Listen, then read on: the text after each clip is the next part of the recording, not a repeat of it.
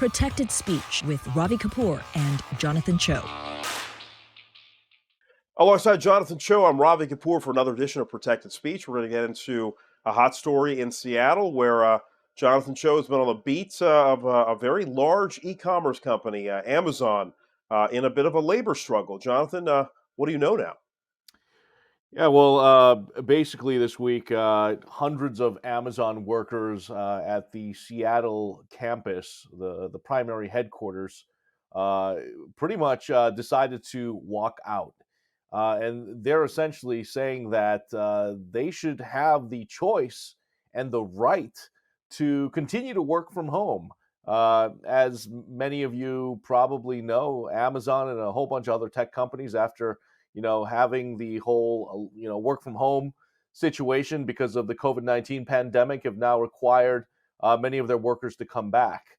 But for these Amazon workers, they're saying that they shouldn't have to, that they're more effective at home, and that coming into work is actually detrimental to many of them in many cases. I mean, for various reasons, fighting through traffic, the parking, just coming into a city like Seattle that's now, crime ridden, and, dealing with the homeless epidemic and the drug crisis and so on and so forth. And, their advocates and their supporters all say, yeah, why not work from home as long as they get the work done? But, critics will say this is absolutely insane. Why does this class of corporate workers who all pretty much make, high six-figure salaries with stock options and all these benefits get to work from home? It's almost like this attitude of entitlement. So there was a big rally, and it wasn't just here in Seattle. It was actually a global walkout at the same time. About 2,000 people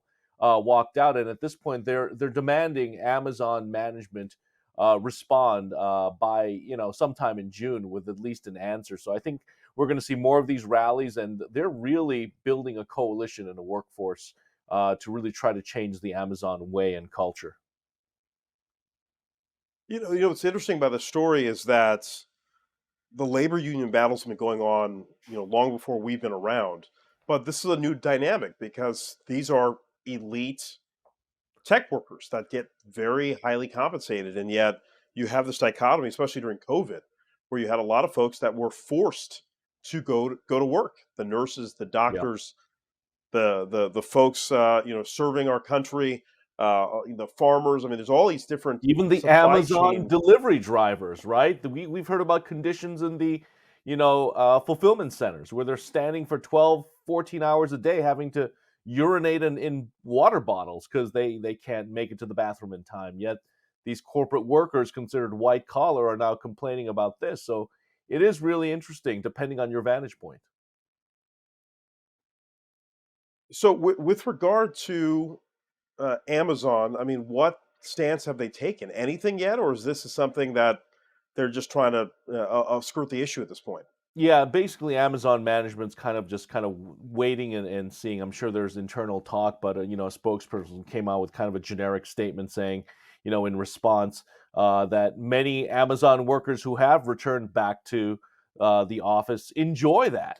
They enjoy the camaraderie, they enjoy the team atmosphere and the collaboration, and I think there is some truth to that as well. Because I think a question that comes up, especially if you're a manager, the question is, how do you collaborate? How do you develop relationships, friendships, camaraderie? That's something that many in corporate America, and just on sports teams, or just even in just blue collar situations, say they really develop that bond and relationship. And despite what everyone says, I mean, look what we're trying to do, right? It would be better for us even if we could do this in person. But you're in San Francisco, I'm here based in Seattle, and it's just not the same. So I hear both sides, but at this point, I'm leaning more towards the, wait a second, you guys make X amount of dollars, pampered, have all these perks and benefits, and you don't want to come into the office. So we'll see. Yeah, it's a challenging subject because obviously the labor unions historically have helped normalize the work week and fight for protections for all workers. But this is a new dichotomy in the work from home situation. I know Elon Musk commented on it a few weeks ago. Thought it was really terrible that people wanted to insist on working from home. I mean, he's made his companies effectively mandatory to be there on site unless there was some kind of special reasoning. So Yeah, this is definitely a battle let's to be watch. perfectly honest. Every single city, every single community that has, tech workers or massive, corporate offices, they want these workers to come back because it's not just about the Amazon. It's about the mom and pop restaurant, right?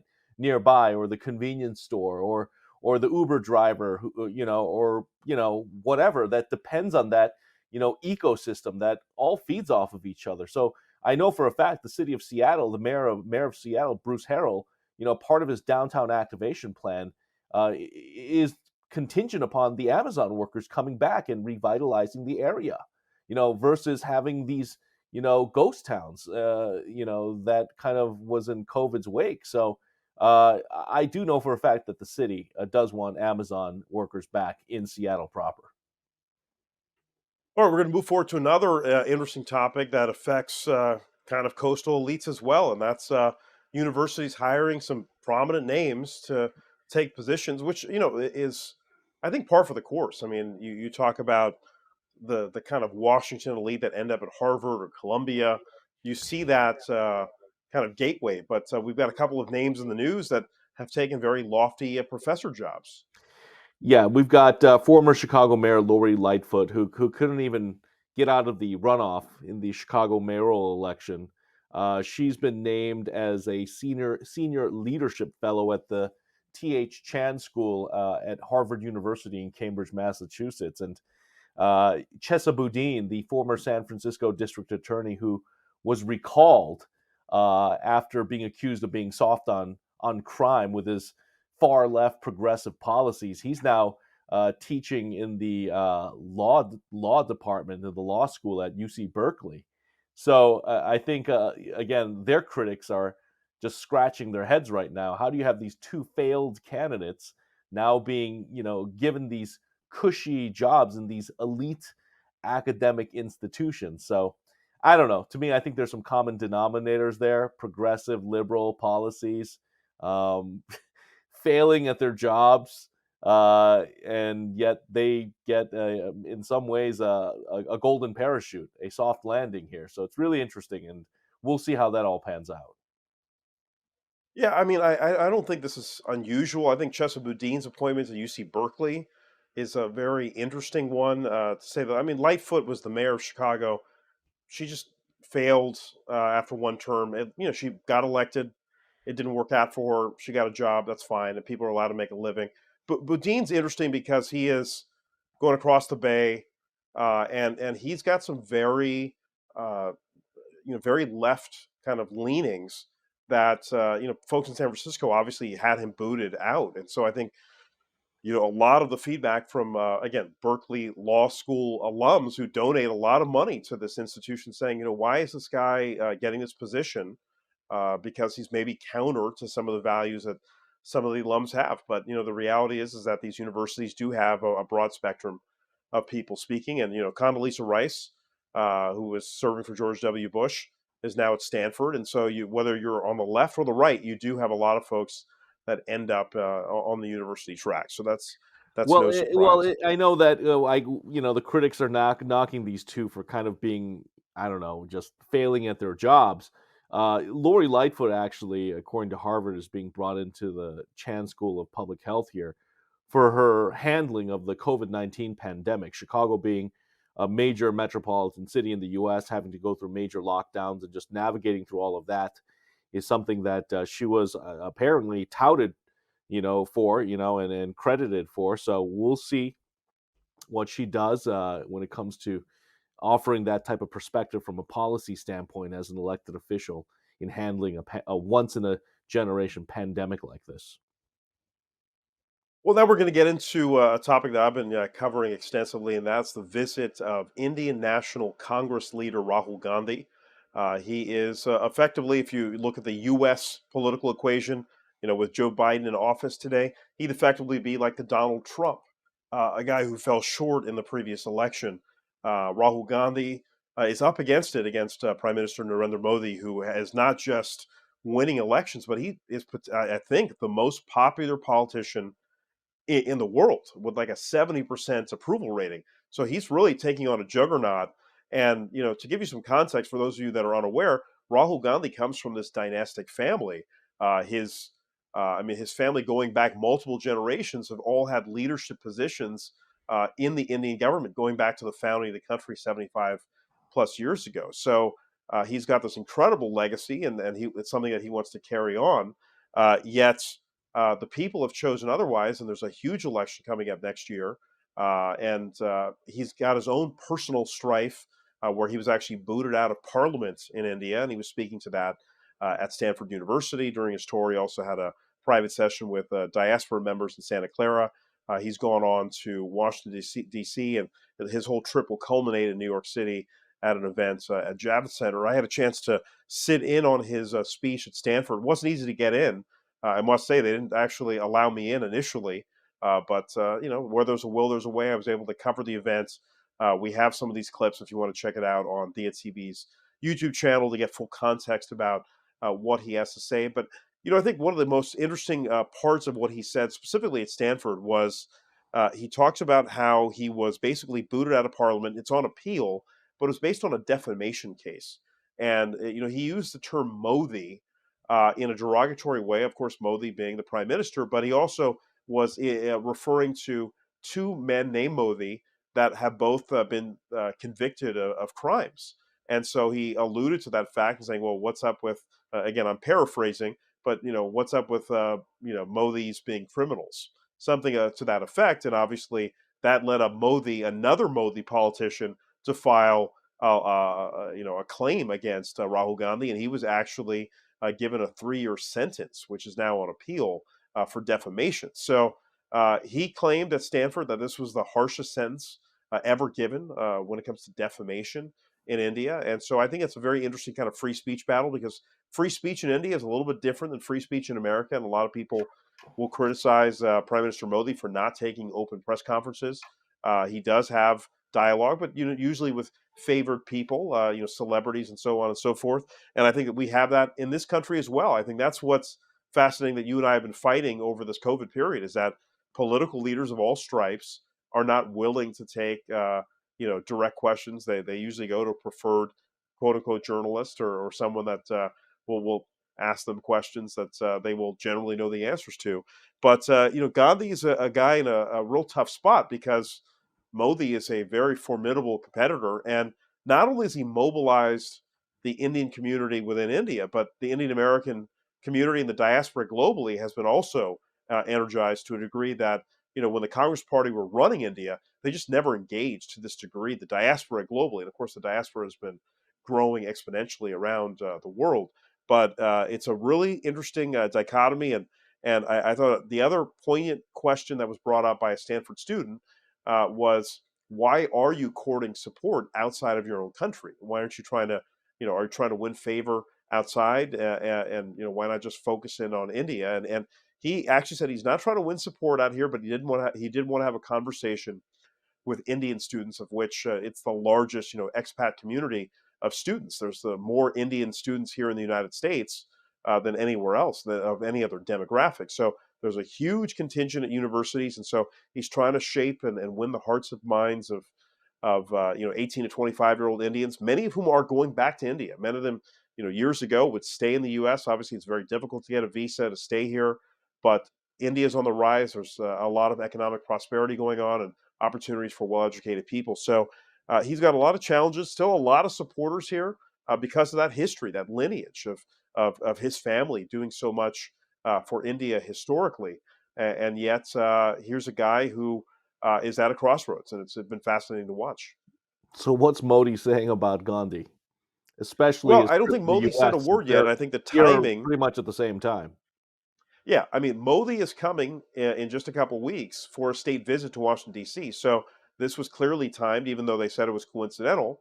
But I think any of us who cover politics for a living will know, hey, this was a trip that was planned, to counter whatever messaging will come out in a couple weeks, because it is a huge state affair in Washington with President Biden. There'll be multiple days of festivities. The diaspora has been invited. It's a lot of pomp and circumstance that will give a lot of good press to Prime Minister Modi. And so this is a way for Gandhi to get his messaging out there ahead of the election. Will that resonate? I mean, I think the diaspora has changed fundamentally. There's more information about all of these folks, and all the criticisms out there, all the positive traits are out there. So we'll see what happens in 2024. But clearly, Gandhi's up against it if you look at the polling. And so maybe this is a way. Maybe if he doesn't get ahead in the next election, he's still a young man. I think that's the one thing people maybe forget. He's 52. So if he doesn't come out on top of the next election, I mean, Prime Minister Modi is in his 70s, and so the succession plan to Modi is definitely on people's minds. How long will he be in power? And so if Gandhi doesn't get things lined up for 2024, he certainly could be in the mix for the next election. Well, the annual Scripps National Spelling Bee took place, and once again, the Indian American community is very proud of the contestants because 10 of the 11 finalists were Indian American, which is not a surprise, but I mean, it's become like such an unbelievable occasion. We literally call it the Indian Super Bowl on Diya TV. We follow it extensively on social media, and they always seem to peg it with the NBA Finals, which hopefully maybe they will figure out a different time because the spelling bee itself deserves a lot more attention. But they've really expanded the profile. It's on multiple networks. Jonathan Choe, before we get to our main guest, do you want to take accountability for the lack of Korean American representation? Yeah, well, you guys pretty much dominate this, so it's all yours. Please take it. And All I right. believe Well, another Indian listen, American we student don't got won. a quarterback. We don't have a Jokic. We don't have a Steph Curry. We got a bunch of kids that can spell. And so the winner is Dave Shaw, a 14-year-old from Florida.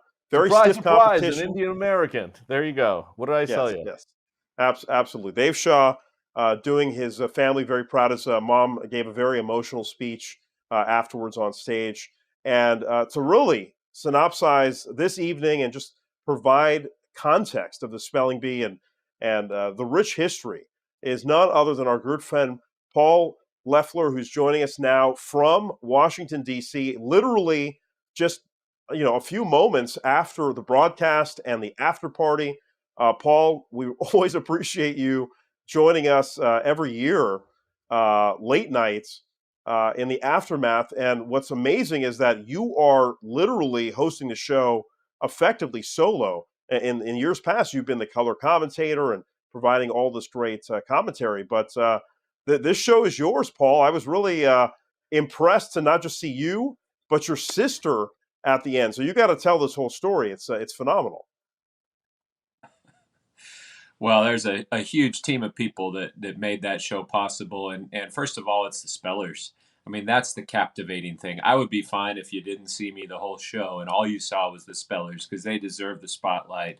They invest so much time and energy. Their parents, that's what really hits me every year, Robbie, how invested the parents are. They not only have the connection with their kids, but they invest in their future. They encourage them to really engage with this competition and pursue greatness. And every year we see it. And this year was no exception. But yeah, they asked me to shake things up a little bit this year.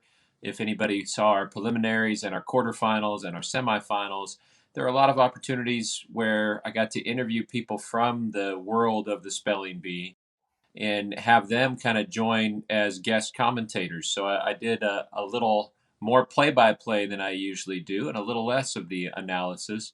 But I had people more qualified to do the analysis. Former champs like Vanya Shivashankar and Kavya Shivashankar and Harini Logan, the defending champ, and Zaila Avant-Garde, the basketball wizard who won it all in 2021, and more. And so I think it was really neat this year to get more voices involved. For the primetime finals, a lot of it was me at the desk.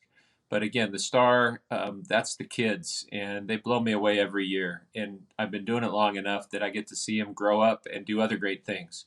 I mentioned Kavya Shivashankar, and she won in 2009. Well, she's now a doctor. She's an OB/GYN resident with a couple more years to go in that. And then she'll be joining a practice somewhere and doing her own thing. And that's just one example. I mean, all of these young people are destined for greatness. What they do in this competition prepares them in so many ways for whatever field they're going to jump into.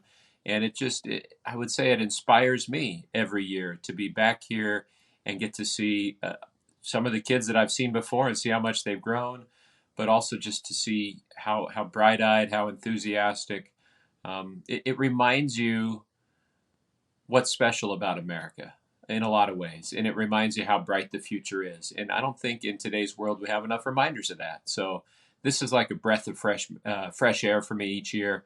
And you mentioned my sister. This is her first year as executive director, and probably the most satisfying thing for me personally was running into so many people that worked with her or for her on this year and had nothing but wonderful things to say about her leadership and how much she cares for the kids. So, on a personal note, I think that was the most satisfying thing for me this year.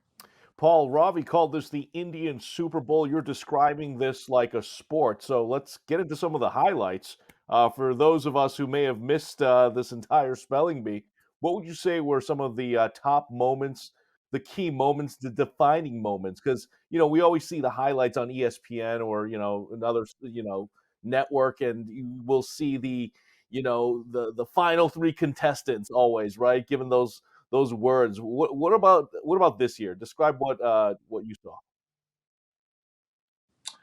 Yeah, and in many ways it is like a sport, and for many years this competition was on ESPN, and Kevin Nagandi. I mean, he was the first one I heard start calling it the Indian Super Bowl, and he really meant that in a very affectionate fashion. And I think you referred to it on social media again that way this year. And he helped me understand how much it does really mean to the South Asian community. I'd seen it in person with all these families and often been asked about why, what's the connection there. But it is a big deal to every one of these families, and these spellers are just as intense as any great athlete. They have to have discipline, they have to have determination, they have to focus and perform under pressure. And this year, I think that pressure was even greater because the time was reduced. And then they've added in recent years a word meaning round where then you're on the spot to choose A, B, or C in 30 seconds, and your future in the competition depends on it and depends on not only knowing what it means, but picking the right interpretation of what it means in front of you in that short amount of time. The winning word that Dev got in the finals was samophile. And, he knew it as soon as he heard it. In fact, he just said sand, Greek, I think is what he said. He was saying, is this the Greek root that means sand? Samo, P.S., at the start of that. And he was dead on that, as he was throughout the competition. But so many of these young people, the runner-up was a young lady named Charlotte Walsh, and she got maybe the most difficult word of the competition that knocked her out right before Dev won. Surya Kapur, who was our fifth place finisher last year, he tied for third and had an incredible run. And there's some of these words that you watch the kids and you're not sure if they're going to get it or not. And they come through in the end, and it's spectacular. And, I know Ravi's a big Bay Area guy, and the Bay Area was very strongly represented this year. 3 of the final 11 were all from the Bay Area. They had all competed against each other before they got here. They weren't able to settle it back home in the Bay. They ended up in a 3-way tie, but their sponsorship there, the Rotary Club of San Ramon Valley, had already sponsored 3 potential entrants in the competition, so they didn't have to settle it. I mean, I could go on and on with how incredible these kids are, but that winning moment is always special. And there was a little bit of a suspense, I would say, wondering if it was going to go to a spell off like it did last year. Last year was the first time ever that there had been this lightning round, this spell off of here's 90 seconds, how many words can you spell in that amount of time and spell correctly? And of course, Harini Logan ended up as that first ever spell off champion. She was back this year. She spent a lot of time with us on air, did a phenomenal job. And I think she was ready to see who would follow in her footsteps, but it didn't need a spell off when Dev was able to win in the traditional way. So, Paul, tell folks about your history and your involvement with the Bee. Obviously, I have a lot of context knowing you as long as I've known you. We both went to Syracuse together. But you have been part of this Bee since you were a literal child. Your sister is now running the joint, which is an amazing family story. And this, obviously, Bee goes back, what, 100 plus years? I mean, it's an incredible story that you and your sister are both so intertwined with this Bee. Yeah, thanks for taking me back to when I was a literal child. Now I'm just a figurative child. But it does go back 95 years. It is the longest running educational contest in America. It's a special piece of Americana, I think. And the thing that excites me the most, it has been a vehicle for young people to chase their dreams for a long, long time. I competed in it in 1990, and that was a life-changing event for me. I mean, I grew up in a small town, the center of the universe, Los Banos, California, and I'd never been to the East Coast. My father, at the time I competed in it, had experienced kidney failure. He'd had to close his business. He was on dialysis. We didn't have money to travel anywhere. And I knew that by winning this regional competition, I could get a free trip to Washington, D.C. So I set my mind to it with my mom's help, coaching me up, bribing me with baseball cards for every hour I would study. I was able to make it to Washington, D.C. And I thought that was the prize. I won a free trip. And then she said, well, wait a second. Somebody's paying for your trip. Somebody sponsored this competition. You better keep studying because you have to represent them. And that was a great life lesson. And so I got to come back here to Washington, D.C. and compete in that B back in 1990. We weren't on television yet, thankfully, although one year I think ABC dug up some old footage that was entertaining to say the least. And my little sister came with me on that trip. She's 6 years younger, and she saw it, and she wanted to do it. And my mom was the ultimate spelling bee coach. She in fact kept a regional bee going even after we competed, and just has a heart to serve others and to help people learn. And my younger sister Corey competed in the nationals 3 times. She came very close to winning it. I think a lot of people thought she might. In her last year here in 8th grade, she dealt with disappointment when she was expected to be one of the contenders, and she went out early on a word that just she had never studied because it seemed too simple to her. But one of the neat things the spelling bee does is every year they bring in college kids to work for the week and do a lot of the jobs that need doing, and then they get exposed to a lot of other things, the behind the scenes mechanisms of the bee. So that was something I did in college in the summer. I got to come work. It was fun for me. I got to answer questions from the media, was looking up information, running errands, and it re-engaged me with the bee. And some of the people that had operated it when I was in it were still there. Certainly, they knew my sister, and I made some connections there. And by that time, it was on ESPN, and I got to see some of the behind the scenes of how that worked. And I remember thinking, boy, it'd be fun to announce this someday. And fast forward a few years, and it was 2006. I had actually turned down some opportunities in local TV to move to bigger markets. All our family was around, Fresno, and I said I'm from Los Banos. It's about an hour away, so that's the area where I grew up and where I wanted to stay, and all our family was. And I remember, turning that job down, and for me, it's a belief that God's plans are better than my plans, and I prayed about it and said, God, if you want to put me on a bigger stage, do it in your way and your timing. And it wasn't too long till I got this phone call in 2006 from a gentleman at ABC Sports, and he said, hey, we're going to take the National Spelling Bee, put it in prime time this year on ABC. We have Robin Roberts from Good Morning America to be our host, but we need someone to announce it with her who knows about the competition. So I paused for a minute and thought, which one of my college roommates from Syracuse is totally trying to pull one over on me now because they know I was in this once upon a time? But I must have been the only former spelling bee competitor on television anywhere at the time, is my guess. And long story short, I've gotten to announce it every year on television since then.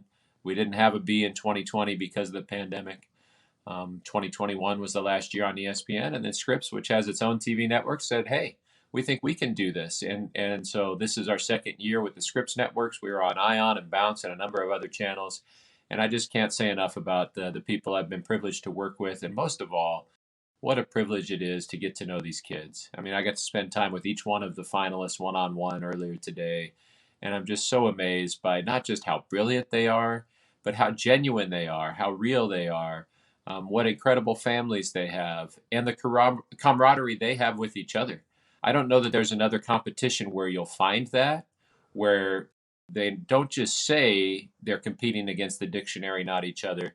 They really act that way. They really love each other. They really aren't rooting against each other. And that's pretty hard to find, especially in 2023. You talked about 1990. That's like a blast from the past. I mean, I don't even remember where I was back in 1990. But look, you're a white guy, and we all know that the majority of the spelling bee is now pretty much brown, right? South Asians, Indian Americans. Was it like that back then? Help us understand the history. Just when did it start to become all Indian? Well, I think there was a progressive move there, and there's some research that's been done. A friend of mine named Shalini Shankar wrote a very interesting book about that phenomenon, and I think she really examined it thoroughly, and that's something people can pull up if they want to dive into it further. But the first South Asian champion was in the mid '80s, Balu Natarajan, and he, I think, helped others believe they could. And then, if you think about it, with it going into prime time on ABC in the mid 2000s and showcasing a lot of those spellers, that certainly added to it. There's a group called the North South Foundation that is for the South Asian community that runs its own spelling bees. And I was just talking to a parent today who told me that after that 2006 bee hit on national TV, on over the air TV with ABC, that North South Foundation had almost a 50% jump in enrollment for their competition. I talked to another one of the parents today. We had a young lady, tremendous young lady from the San Jose area named Shraddha Rashamreddy. And, her father was telling me that when he came to America, he went to Texas A&M. He came from India to Texas. And he said there weren't a lot of immigrants from India in school at Texas A&M at the time. And then he turned on the TV, and it was the 2000 spelling bee. And my friend George Thampy, who now lives in San Francisco, was hanging out with him tonight. He's one of the judges for the bee now, but was a great champion back in 2000. There he is on TV winning the bee. And this gentleman saw that almost like a lifeline. He said, hey, this is something that someone like me can engage with in this new country of mine. And everybody has their own story. And I think in my mind, it's always been less about what your last name is, what color your skin is, but what your priorities are. And I think what has defined every one of those South Asian champions and the competitors who come from that community is there's a priority in that family placed on education. There's a willingness on the part of the parents to get involved, whether they're coaching the speller personally, or these days, a lot of former spellers are for hire as spelling coaches and advisors, and technology has allowed that to be much more convenient. So you have, a lot of these families, it's not just mom, it's not just dad, it's mom, dad, and siblings. And they've all found something that they can collaborate on, and they're all invested in how that student does. And that's another thing we've seen over the years. Not only does the experience you gain by being here at the Nationals one year work in your favor in the future, a lot of times you'll have multiple siblings from the same family who end back here. Like my sister and I, where there's a residual knowledge that is acquired, and one sibling can benefit from the work of another. And I think that's one of the reasons we've seen a couple families where multiple siblings are champions. The Shiva Shankar sisters, certainly. And earlier today, I saw Jairam Hathwar, who he and his older brother Sriram are also both champions. So to me, it's as much about family and priorities as it is about anything else. So, Paul, for the average family, the average parent who has no acumen about how to lead a child down this path of getting to Washington, let alone winning a spelling bee, what suggestions do you have? I mean, what age do they start at? Should they just get a dictionary and read? Is there any kind of tutelage you can give us?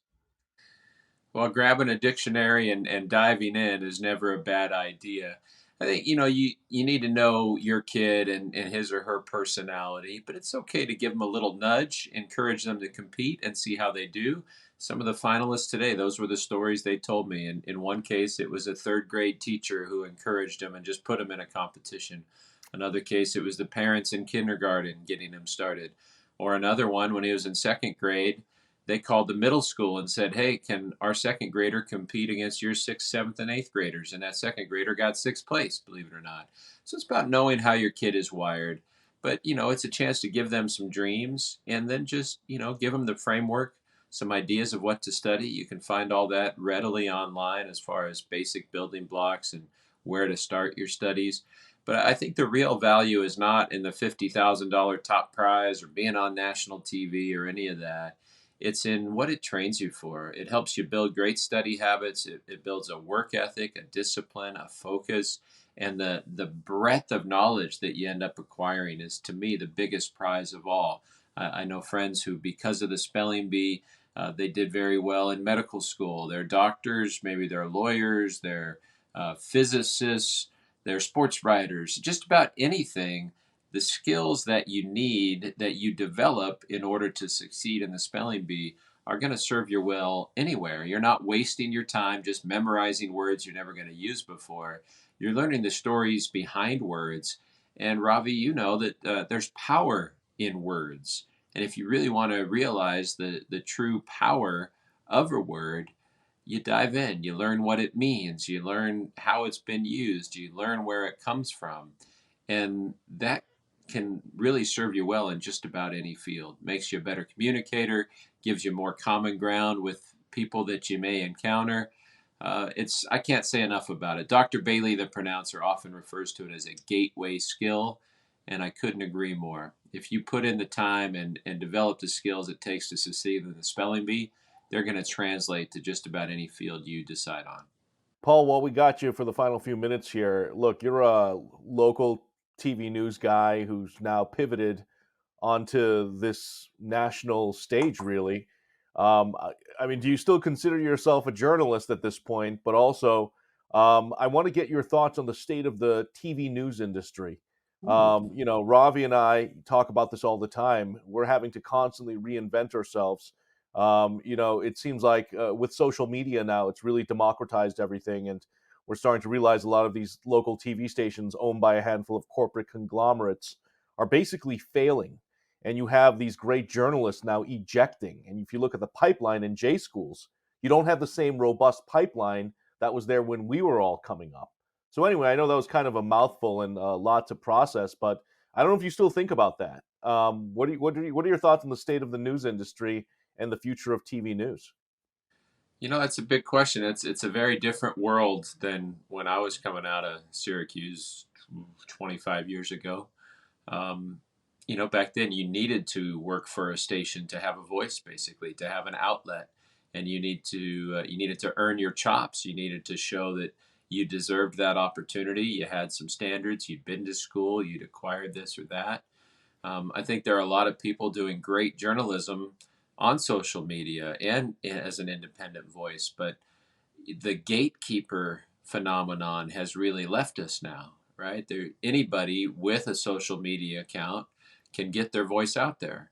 And that has its pros and its cons, and it puts a lot more responsibility on the consumer to be able to vet information and to be able to determine what's authentic, what's not, what is sincere, what is cynical. And there can be a pretty broad spectrum with that. So most of the work I do now, I do a lot of sports play-by-play, on radio, and who knows, maybe that's a dying art. They tried to get rid of AM radios in cars there, so I don't know how that's going to work in the future. But what I enjoy is the privilege of telling stories. And this week I got to, at least tell some of the story of these incredible spellers that are going to go on to do great things. I do a show when I travel for sports. I interview World War II veterans wherever I go, and I have a syndicated radio show called Hometown Heroes. And in that case, I'm hoping to preserve some stories and introduce them to a whole new audience, so we know the price that was paid for our freedom. So I've been really blessed to be able to work in areas where I think they really matter.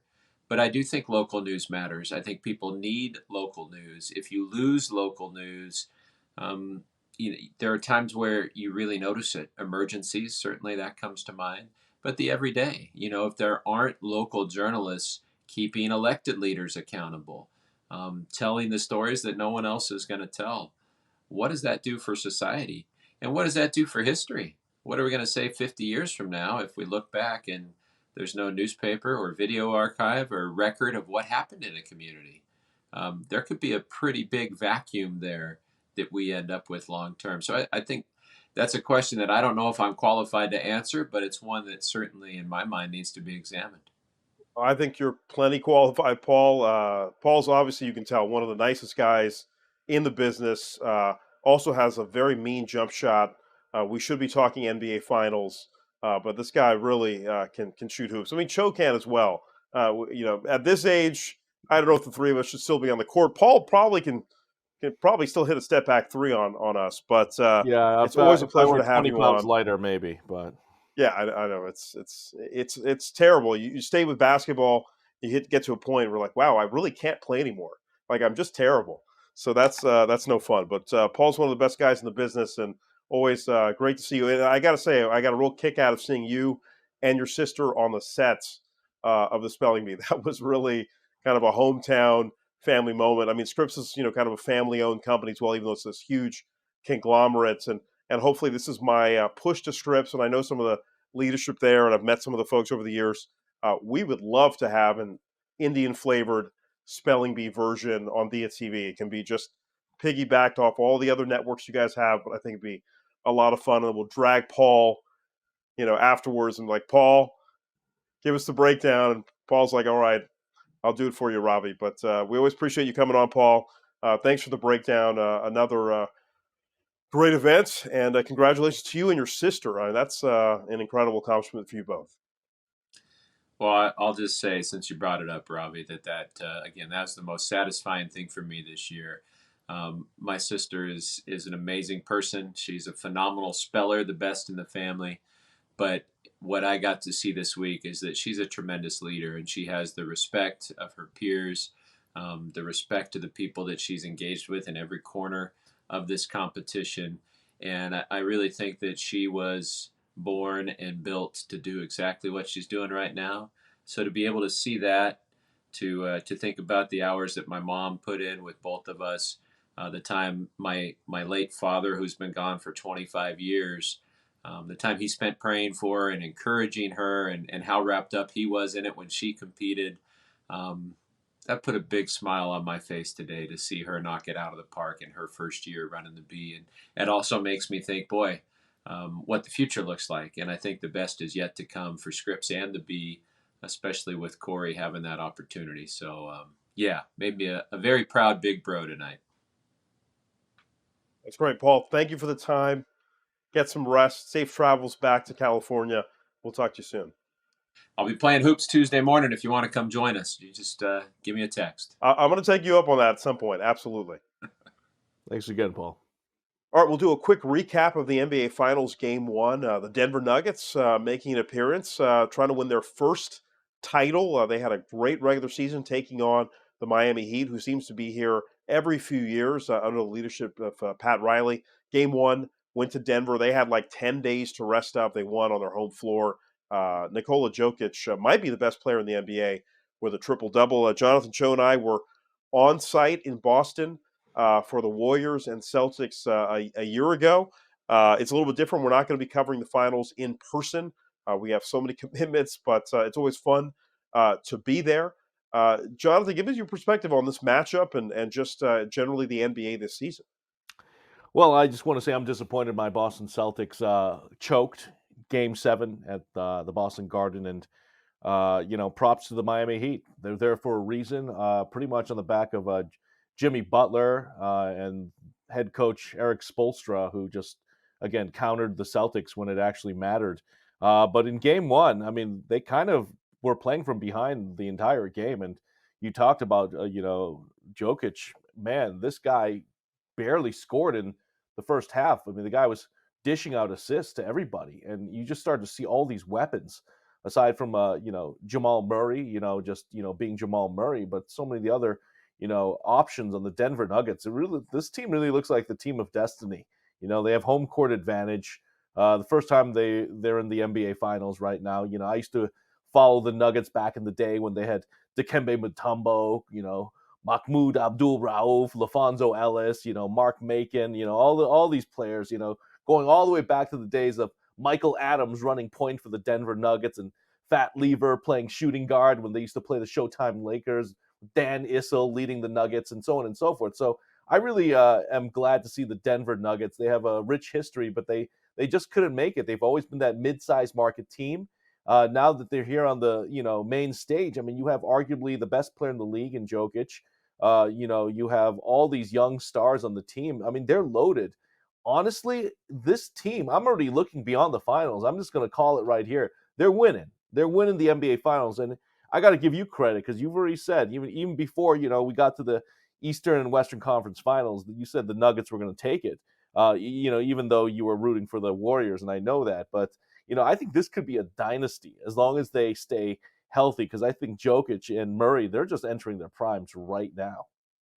You're right. They're in their physical prime. I mean, the Warriors may have another run in them, one or two maybe, but the Nuggets are at the peak of their powers. Jokic is performing at a great level. I just wanted to share with everybody a quick clip from when Jonathan and I covered the Warriors Toronto Raptors finals back in 2019. A very memorable series for many reasons. Kevin Durant got injured, Klay Thompson got injured, and Kawhi Leonard won a title for the country of Canada. And Jonathan Choe decided to pose a question to Kawhi Leonard after one of the Toronto victories to say, well, listen in.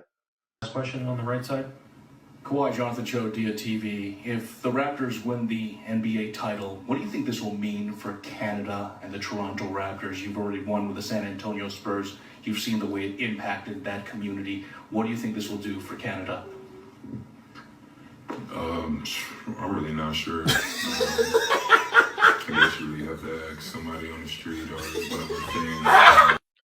So Jonathan, what was your reaction to Kawhi's answer to your question? Because obviously this clip has gone viral, not just in 2019, it's going viral in 2023. I know it seems like it pops up every every NBA final since that moment. Yeah, look, I asked that question because we were in Canada for the first time, and for context and background, we knew that Kawhi was basically a rental, and I knew that, and I just wanted to ask him point blank, and his response was pretty telling. I think then and there, I think the people of Canada knew that they had to win now, and uh, he wasn't coming back. And I love Kawhi in many ways because he's always pretty much blunt, a man of a few words, but he you can tell what cards he has, and I think that's ultimately what I was the most surprised by. I mean, you were sitting right next to me. What the heck were you thinking when he uttered those words? Well, I mean, I thought we made some news there. I didn't realize that all of our friends in the business would be texting us and messaging us and be like, "Wow, we see you on Sports Center and every platform out there." But that was, I mean, it Including was all pretty the clear big that, Canadian channels. yeah, it was We were pretty making clear all though. these friends in Kawhi, Canada on the streets. Remember, people were coming up to us, "Hey, we saw you in the press room." It's that too is bad true. we're not That going is to have that true. opportunity this year to do that. But look, we're always true NBA fans and sports journalists at heart, so we'll be following it from a distance. Absolutely. No, it was a great experience back then, and certainly in Boston for me as a lifelong Warriors fan to see my guys win on your home floor in Boston. So I will never forget that, Jonathan Show, forever and ever. We are going to wrap up with another unfortunate segment of AAPI Hate. It's presented by the California State Library. But we have to highlight these issues because, there's all kinds of stuff that you see. You see physical violence, but I want to point something out which is really sinister and mean. And I don't understand why people say these things. And I just want to call it out. There's a young lady on Twitter who's actually an attorney, and she put up this tweet in reference to the spelling bee, and she literally just said she was going to root for kids that were non-Indian. Now, 10 of the 11 finalists were Indian American, so there was one, white girl, All American girl who was actually the semifinalist. She came in second place. She did a great job.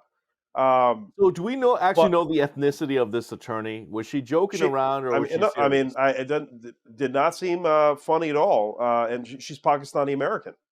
Okay. So Well, maybe she based wants in to see more based Pakistanis. Yeah, I mean, listen, that's fine. I mean, we all want to root for the folks we want to root for, but there's no need to slam kids. They're children. Literally, the kid who won is 14 years old. There's no need for that. I mean, root for your Pakistani kids, your, black kids, white kids. It doesn't matter, but you don't need to insult children, especially, honestly, children of minorities who have a lot of struggles. Most of these kids are children of first generation immigrants who don't know the culture, don't know the customs. They're just trying to put their family through school and feed their families and do that. I was just really disheartened to see that, especially from someone who's ostensibly a professional. Very disrespectful. I'd like to see better discourse than that. Well, for Jonathan Cho, I'm Ravi Kapur. We'll see you again next time here on Protected Speech.